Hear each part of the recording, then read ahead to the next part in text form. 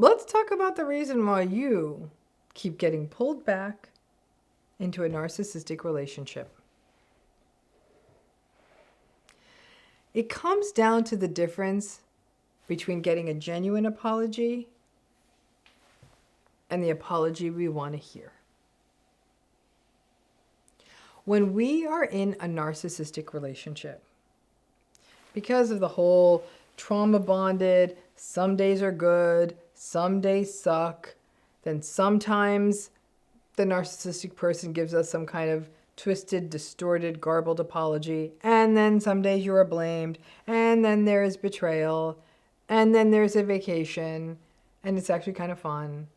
And then some people you're around think that the narcissistic person is charming or smart, and then you wonder, maybe I'm asking too much. You know this dance, and you know this cycle. Especially when this happens in narcissistic relationships where there aren't other issues like physical violence. And the abuse and aggression is all verbal and psychological. We are still just, honestly, one generation away, and that's being generous. I think if we're still fully embedded in some generations that are still here, where emotional abuse is still not viewed as a thing. So obviously, in a narcissistic relationship, just like any relationship, we want an apology if someone has done something wrong or bad, or at least accountability, or at the very minimum, not being blamed for something we did not do wrong. We don't want to be blamed for something we didn't do. We don't want to face projected shame or anger. We want someone to take ownership and say, I am sorry for what I said, or I am sorry I hurt you, and I take responsibility for that. And then what we want that apology cherry on top. We should want that at least. And that is that they change their behavior and they never, or at least rarely, do those bad things again. Now, this isn't going to happen in one of these relationships. And if it does for a moment, it won't be sustainable in a narcissistic relationship. The problem is that something that often comes along in these relationships is something that you may think is an apology, but it's actually not.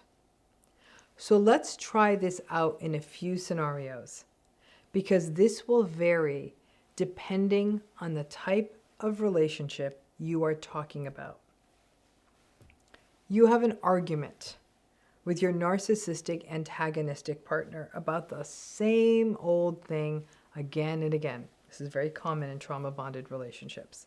For example, they didn't do something they said they would do, or they canceled something important to you at the last minute, or they accused you of something that you didn't do. That's actually a bad thing that you wouldn't do, and yet they accuse you of it. It's heated, and maybe there's a lot of anger, rage, and all the regular aggressive stuff and the passive aggressive stuff, the silent treatment, angry text messages, you know all of that.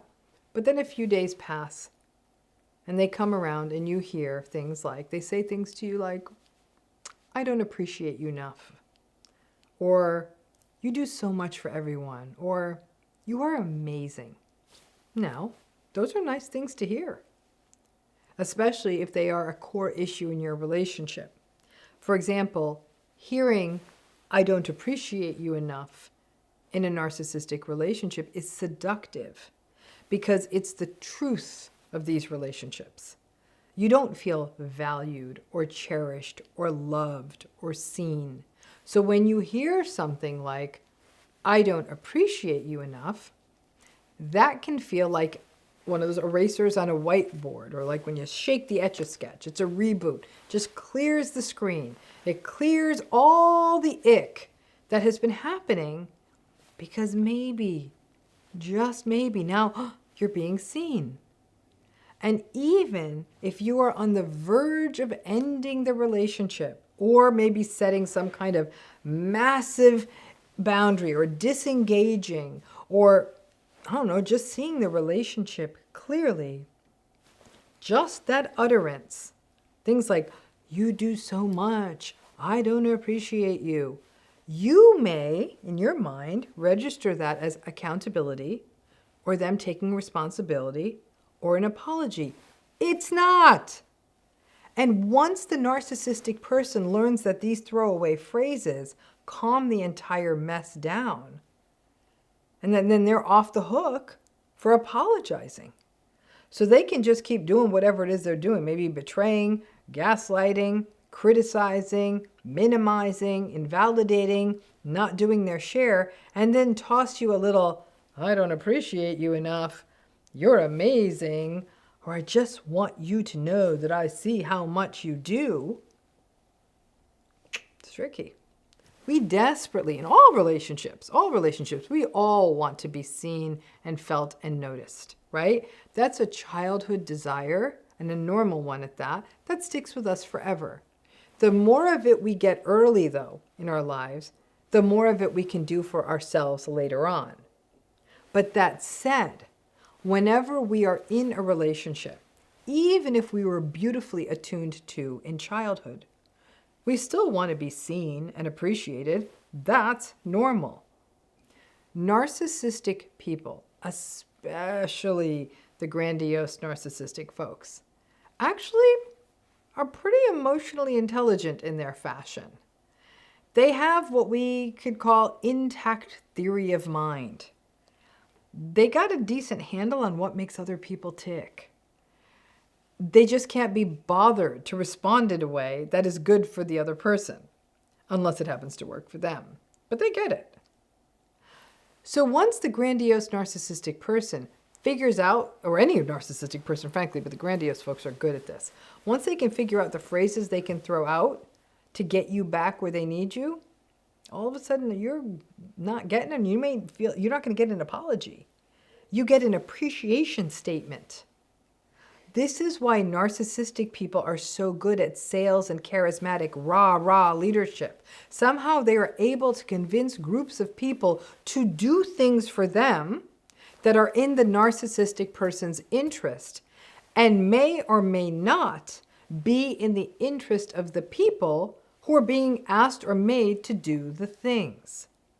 Now, this can happen in families, and does happen in families, where perhaps you are the member of the family system who, after all these years, is still the fixer, the rescuer, the doer, the peacekeeper, the make-it-righter, right? The caregiver, all of it. And yet, it goes unvalued, unseen, criticized, it's assumed, as though the toxic members of your family system feel entitled to you fixing things, right? With no gratitude or consideration for your life or your time or even the toll this takes on you.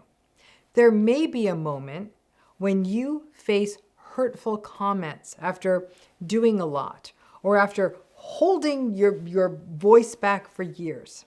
But every so often, there will be that thing you so desperately want to hear from that family. Things like maybe they'll say, not sure how we'd do all this without you, or I sure hope you don't have to leave. It's great having you here, which really is code for don't leave because I still need your help. Again, no apology, no accountability. But the thing that we want to hear that pulls us in keeps the trauma bond in place. It keeps the betrayal blinds closed.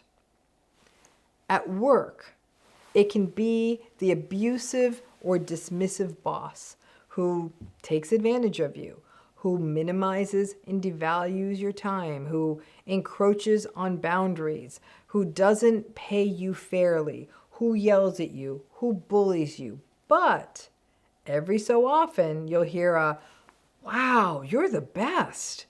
Your work on that project last week was amazing. Okay, and again, no acknowledgement of how you were treated.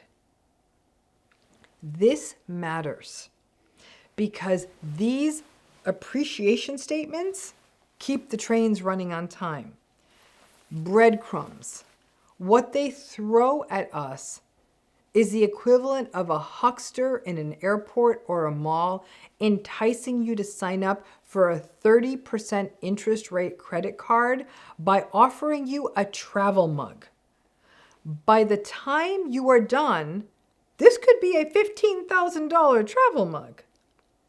And what also happens, and this is the bad part, is of course, we blame ourselves. We blame ourselves for being sucked in by the proverbial travel, very expensive proverbial travel mug. We blame ourselves for falling for the thing we wanted to hear. We blame ourselves for being confused. It's confusing because most narcissistic relationships are not all bad all the time. There is enough normal sprinkled in there and enough time and investment on your part that you don't want to walk away. And then throw in our own fears about the unknown, being alone, and the hassles and real risks of leaving a relationship, the impracticalities, the need to keep a job, the stigmas around family estrangement and the challenges to that too, that we get drawn in again and again. And we keep getting drawn in, and we keep thinking we got an apology or we got accountability. After all, they did say they appreciate me and that I did a good job and that I'm the one who keeps it all running. But what you actually got was a statement of fact. They don't appreciate you enough. You did do a good job, and you do keep it all running. That's not an apology. That's like saying the sky is blue. Over time, that lack of accountability weighs heavier and heavier, and you don't know why, because you are getting those appreciation statements, right? Pay attention to the difference between an apology and a thrown out comment that's meant to clean up their messes. You are not likely to get a proper apology, and how you proceed in the face of that is up to you. But knowing the difference is important, so you don't think there actually is accountability in the relationship and keep wondering why you are the problem. All of this is a big part of healing and navigating these narcissistic relationship and system issues. Once you see it clearly, trust me, it's going to be a new sense of feeling sick to your stomach because you recognize what you're getting. I appreciate you so much isn't an apology, but at least what you're seeing is honest. Listen, there's nothing more insulting than knocking yourself out at work, bringing in more money for the company, and getting a pizza party instead of a raise. Stop settling for the pizza party. Thanks again.